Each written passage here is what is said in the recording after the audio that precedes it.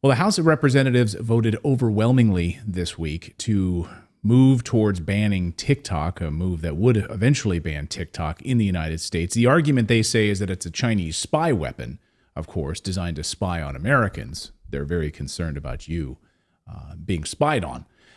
Okay, something doesn't really add up here. One of the loudest outspoken critics of this bill is Congressman Thomas Massie, who joins us now. Congressman, great to have you here on the show. Hey, Clayton, thanks for having me on to talk about this. My pleasure, because something just doesn't add up here. Because I have to say, Congress never moves this quickly on anything, and yet here we are. This bill flies out of committee over unanimously, by the way, then is passed overwhelmingly very, very quickly in the House of Representatives. So, what is really going on here? Oh, well, first of all, they were already forced to move their data servers to the United States. So TikTok is hosted, I believe, by Oracle in the United States. And that's more than we can probably say for the social media companies that are domestic. I mean, they may have some of their data hosted overseas. I don't know where it's at. But TikTok did comply with that. I think it's really about inconvenient facts that are showing up on TikTok, and the government can't control the algorithm. It's not, they can't give one example of where somebody in the United States was spied on and then some action was taken against that person because of something they revealed on TikTok. I think it's more about the message that people, can get from TikTok. It's also Pandora's box here. There are it gives the president way too much discretion to shut down not just apps, but websites. Like, why did they have to list websites in here? And his discretion, he has three ways he can declare one of these apps or websites to be bannable or banned by him. He can either acknowledge that they are domiciled overseas in a foreign adversary country. By the way, he gets to designate who the foreign adversary countries are. But if an application is domiciled in one of these foreign adversary countries, then he can declare it. Or if it's 20% owned by a foreign adversary country, then he can declare it, a bannable. And then there's a third category that's really spooky and concerning to me, and that is if he deems that they are under the control of somebody from a foreign adversary country. So, I've been called Putin's puppet because I won't agree to send money to Ukraine. Obviously, I'm not Putin's puppet. I mean, I live in Kentucky. I've never met Putin. But somebody could say later that one of these social media platforms, let's say X, the president could say, well, Elon Musk is really under the control or advisement of a foreign country. And so, and we know that because we see all these messages on X that are not friendly to our foreign policy. So we're going to declare them under the control of a foreign adversary. And if that sounds far-fetched, just remember there were 51 U.S. security and intelligence agents who said that Hunter Biden's laptop had all of the hallmarks of a Russian disinformation campaign. So right. Nothing sounds far-fetched to us, and our audience is very smart, and I think we feel like we've been lied to repeatedly by our government. I mean, this all comes on the heels of what the House Judiciary Committee and Select Subcommittee just last week issued about this massive government surveillance of Americans' financial data. The FBI and the Department of Homeland Security using this DSAC database to go through financial transactions. So I just find it hilarious that we're concerned about Chinese spying on Americans, and yet we are actively doing that to our own citizens, and we can't point to one instance of China actually spying on America. Like, wouldn't it be great on the floor if there was evidence presented to you guys? Yeah, well, here's the evidence, right? But where's the evidence? Even in the SCIF, which is where we receive classified information, there was a briefing. And I didn't go to that briefing, but one of my colleagues did, and he pressed them and asked them for one example in a classified setting. and they couldn't give him an example. We have top secret, classification authority in Congress just by virtue of being congressmen. They can tell us anything, and they can't give us one example. So, and by the way, Clayton, I serve on those two committees you mentioned, the Judiciary Committee and the Weaponization Committee. I've been in those hearings. It was actually Jim Jordan and I who discovered that Bank of America was giving financial information to the FBI without a warrant, without any legal process. And, we sent the letter. It was Dan Bishop, myself, and Jim Jordan, who signed that letter, sent it to these banks, and they admitted that they were doing it. And we've had follow-up investigations on that. And, that was another complaint we had about this bill. The problem is you want to protect Americans' privacy and their right to their own data. We have bills for that. And they should apply to all social media platforms. For instance, Warren Davidson, who's now just joined the Weaponization Committee because he has so much knowledge about financial services. He's on the Financial Services Committee. He has a bill called the Fourth Amendment is Not for Sale Act. And we need to pass that because what our government is doing, obviously they're spying on us without a warrant, but if we block that avenue, the big loophole they have is they just go buy the data from these data brokers, Right. Without a warrant, that data that would otherwise require a warrant. Let me give you an example. Every one of us who has a phone, the phone knows we're breaking the speed limit. They know, every phone company can know when everybody is breaking the speed limit. Should they be able to sell that data to the state police, for instance? I don't think so. Well, we do know that artificial intelligence companies are paying top dollar right now for data. They're trying to get as much data as they can, and they're reaching out to as many companies as they can. They're paying top dollar for this data, and data brokers are making a lot of money right now on Americans' privacy. And so I just find it amazing that the speed and the rapidity with which Congress moved to ban a Chinese app, what they were claiming as a Chinese app, and yet the servers are in the United States. The CIA uses Amazon Web Services actively to spy on Americans. So will there be some sort of legislation in Congress to stop Amazon from being used for spying on Americans? I just find it so hypocritical. Well, there's also a piece of software known as Pegasus that fairly well known that our Israeli government has. Yeah, Israeli software that's state of the art, can do just about anything on your phone, your camera, your microphone. Let me, when I'm on the floor of the House and giving a speech, I have to be 100% certain about what I say. My words could be taken down, or I could be, censured or something, or it just would look bad in the debate. But I want to go one step further here on your show than I felt able to go on the floor of the House. And that is to say, we're in proxy wars, basically, in the Middle East and in Ukraine. And the U.S. government, the State Department, they want to control the propaganda that our citizens see, because citizens call their legislators. They may say, we don't want to fund that war in the Middle East. We don't want to fund that war in Ukraine. And so there's this feedback loop that works in a representative democracy, which is what we have. We have not a pure democracy, but we have representatives who listen to constituents.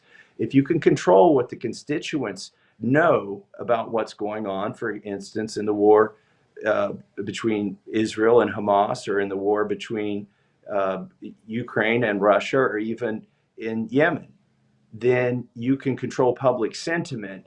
And I suspect, very strongly, I suspect that our State Department saw this as a threat to the narrative that they want to spoon feed the American people.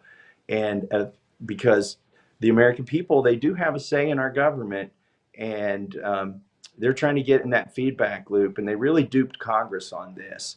They used, the populist threat of China, and I'm not saying that China is not a threat. I said in my speech, we're wearing suits made in China. We're driving cars with chips that were made in China. We're using phones that are made in China.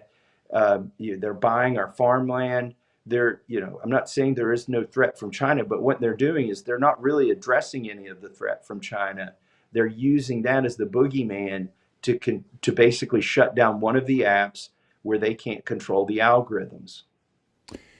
Well, I thought what your statement was amazing, and I think you hit on something very, very important here. A couple of things I just want to quickly unpack. We're so concerned about China, and yet CBS, 60 Minutes, just a few weeks ago, did a massive report on the massive amount of illegal Chinese immigrants that are pouring across the U.S. southern border into the United States. We've been covering this story extensively here on our show. Military-aged men, almost no luggage at all. There's no women with them. There's no children with them. They're coming from China. So Congress moved very quickly to worry about a social media app, but is not doing anything about the southern border on this very issue of China pouring across our southern border. I just find this, again, another piece of the hypocritical puzzle here. But something you said at the very beginning about the speech, they're concerned about the content on the app. And I think that, to me, is what I'm glad you brought that up, because I was going to ask you about that. That, to me, seems the most important piece of this puzzle here, that they don't like what's being posted on TikTok about any of these proxy wars that the American government is trying to back and fund. And we covered this a little bit last night on the show. The number of hashtag Free Palestine posts on TikTok is monumentally larger than the Stand With Israel posts. And of course, you've had the Anti-Defamation League coming out, blasting TikTok, wanting to get it removed, claiming it's one of the greatest threats right now. So that, to me, stood out. Do you think that it really, we could point to the Israel connection here as a major piece of this? Well, Clayton, as you know, I'm joining you from the GOP retreat here in West Virginia at the Greenbrier. And our lunchtime speaker is the ambassador from Israel.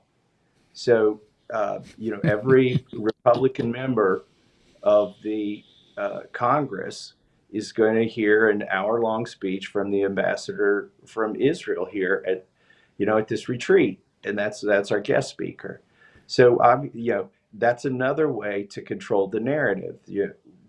We're not going to have a Palestinian guest speaker or Lebanese guest speaker, and they don't want it on TikTok. Now, let me say, it could be true that China is biasing the algorithms on TikTok. I'm not saying it's a bastion of free speech. I don't think that there are any social media platforms that are free of bias. The one that comes the closest is X, and that's why I use X, because I know that I'm able to get my message out there unfiltered, and I feel like it's not being tamped down.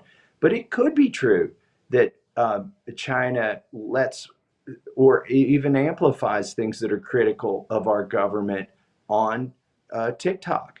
But here's the thing. We have a right to foreign propaganda. I know that sounds bizarre, but the alternative is much worse. If you the U.S. government let you only hear things that are convenient for the U.S. government. And when I say the U.S. government, I don't mean the elected U.S. government. I mean the State Department. And my friend Dan Bishop, who's an attorney, I yielded him 4 minutes in the debate yesterday because he was able to point this out. There's Supreme Court decisions that say we have the right to access information from overseas.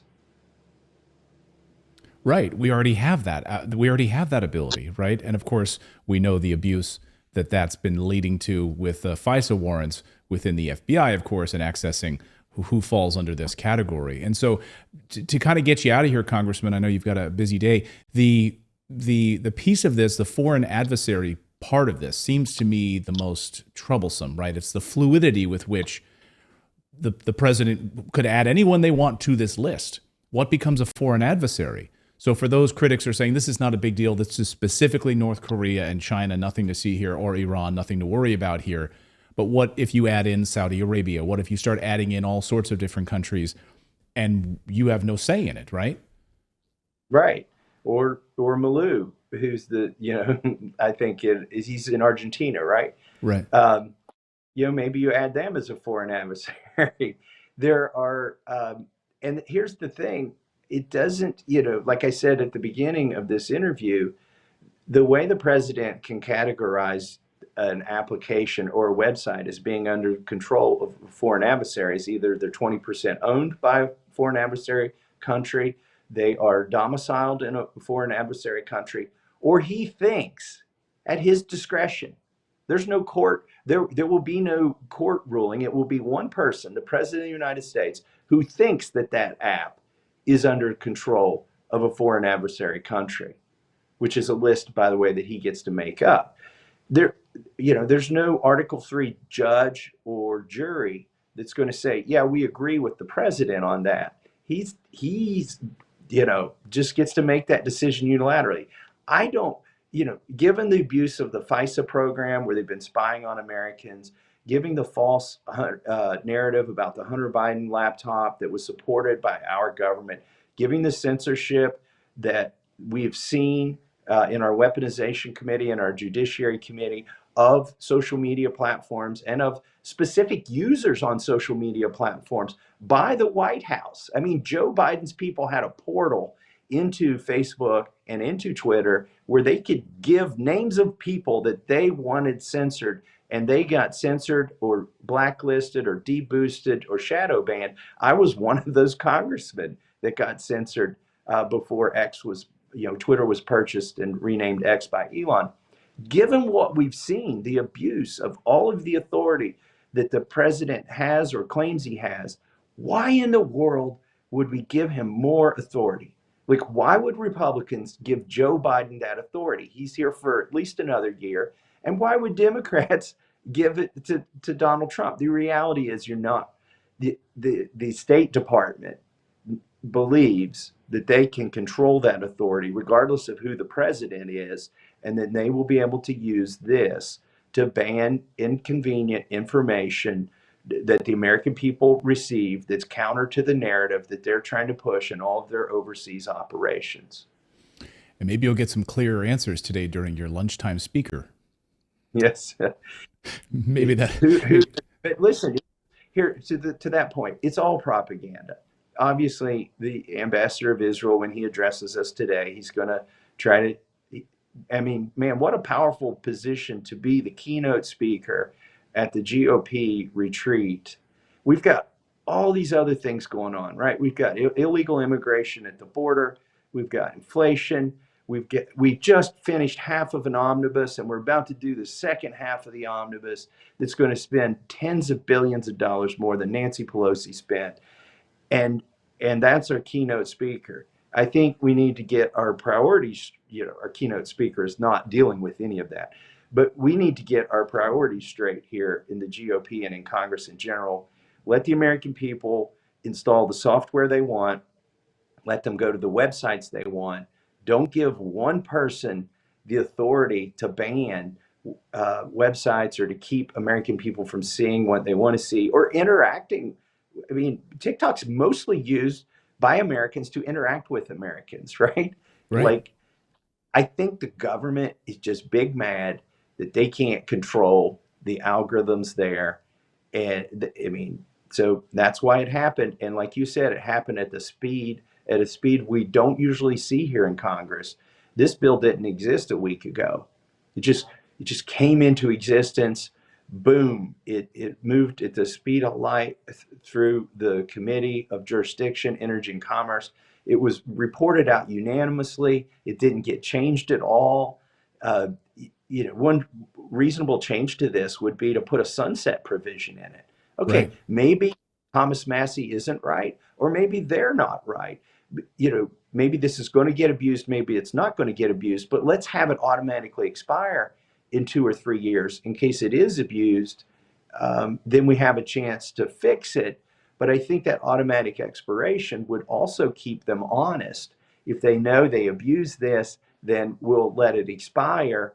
That would be a good thing. Sunset provisions are very wise because it's hard to get anything done in Congress. And once the ball starts rolling, it's almost impossible to stop the ball from rolling. So putting a provision in there that this expires, that would have been really a good show of faith that they don't intend to abuse this for the rest of human history. I'll get you out of here on this, Congressman. Where does this go in the Senate? Well, they may, the Senate may do their own version of it. I do think the fact that we rallied 65 people to vote against this is somewhat of a success. In the Committee of Jurisdiction, which was Energy and Commerce, there was no dissension.